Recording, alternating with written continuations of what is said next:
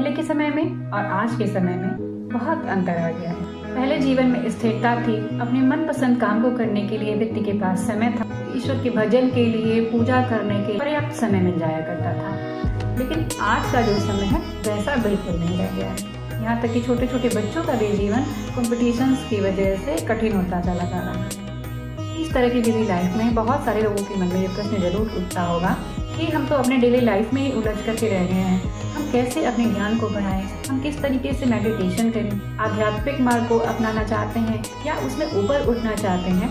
तो उनके मन में भी बहुत बड़ा सवाल है कि किस तरीके से अपनी डेली रूटीन में हम टाइम निकालें।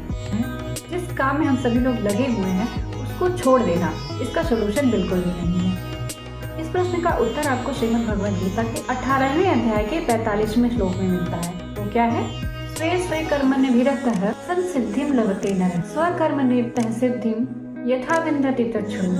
अपने अपने स्वाभाविक कर्मों में तत्परता से लगा हुआ मनुष्य ईश्वर को प्राप्त करते हुए सिद्धि प्राप्त करता है।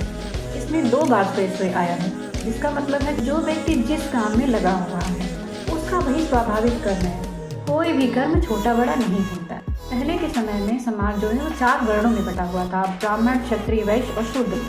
उस समय में इस श्लोक का यही मतलब था कि जो क्षत्रिय है वो अपना कार्य करे, ब्राह्मण है वो अपना काम करे, सभी लोग संतुलन में रह करके अपना अपना काम करें, कोई किसी को छोटा बड़ा नहीं समझे, भेदभाव नहीं रखें और इस तरीके से सभी अपने अपने मार्ग पर चलते हुए ईश्वर की प्राप्ति करें, मोक्ष की प्राप्ति करें।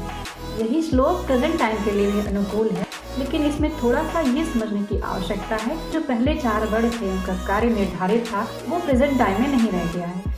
चारों वर्णों के लोग सभी कामों में लगे हुए हैं। तो इस श्लोक का ये अर्थ हो जाता है जो व्यक्ति जिस काम में लगा हुआ है उसी को ईश्वर का कार्य समझकर भक्ति मार्गी बने और अपने कर्म को ही ईमानदारी से करते हुए कर्म मार्गी बन सकता है और अपने कर्म को करते हुए जो अनुभव प्राप्त होता है उससे वो ज्ञान मार्गी बन सकता है। संत कबीरदास, संत रविदास ये सब यही उदाहरण प्रस्तुत करते हैं। हमको अपने कार्य से दूर नहीं भागना है, बल्कि अपने काम में ही रहते हुए भक्ति भी करनी है, कर्म भी करना है और ज्ञान मार्गी भी बन सकते हैं। इन्होंने समाज के लिए बहुत बड़ा उदाहरण प्रस्तुत किया। हमें अपने काम को छोड़ देने की, उससे भाग जाने की बिल्कुल भी आवश्यकता नहीं है। तो कबीरदास जी जब कपड़े बुनते थे उनसे लोग प्रश्न किया करते थे कि आप किसके लिए ये कपड़े बुन रहे हैं? तो उनका जवाब यही होता था कि राम के लिए बुन रहा हूँ।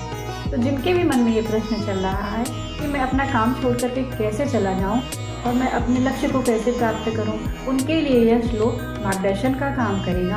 और संत कबीरदास जी का जीवन, रैदास जी का जीवन एक उदाहरण प्रस्तुत करता है। ऐसी ही बहुत सारी मीनिंगफुल बातों को अगर जानना चाहते हैं तो चैनल सब्सक्राइब कर सकते हैं।